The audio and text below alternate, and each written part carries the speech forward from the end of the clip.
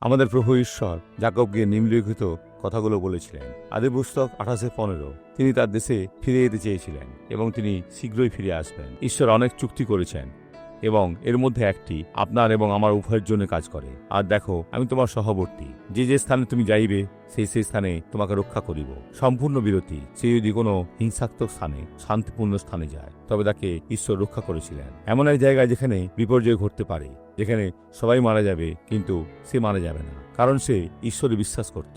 ও পুনর্বার এই দেশে আনিব, কেননা আমি তোমাকে যাহা যা বলিলাম তাহা যাবৎ সফল না করি, তাবৎ তোমাকে ত্যাগ করিব না। ঈশ্বর আপনাকে কখনোই ত্যাগ করবেন না। তিনি সর্বদা আপনার সাথে থাকবেন। আপনি তার কাছ থেকে যা কিছু শোনেন, যা আপনি করতে পারবেন, তা কাজে লাগান, কারণ ঈশ্বর আপনাকে রক্ষা করবেন। কিন্তু কখনো অবিশ্বস্ত হবেন না। আপনি জানেন একজন অবিশ্বস্ত ব্যক্তি কাকে বলে? তারা বিশ্বাসঘাতক, কারণ তারা ঈশ্বরের ইচ্ছা নয়, বরং নিজের ইচ্ছা মতো কাজ করতে চায়। আমরা এখন প্রার্থনা করব। পিতা, অনেক ধন্যবাদ। আমরা যিশুর নামে তোমার সামনে এসেছি জয় করার জন্য, সমস্ত মন্দকে তাড়িয়ে দেওয়ার জন্য।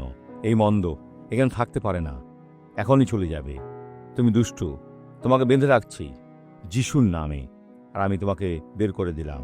তোমার যা কিছু আছে সব নিয়ে যাও এবং চলে যাও, এবং আর কখনো ফিরে এসো না। এটা একটা আদেশ, যিশুর নামে। আমেন।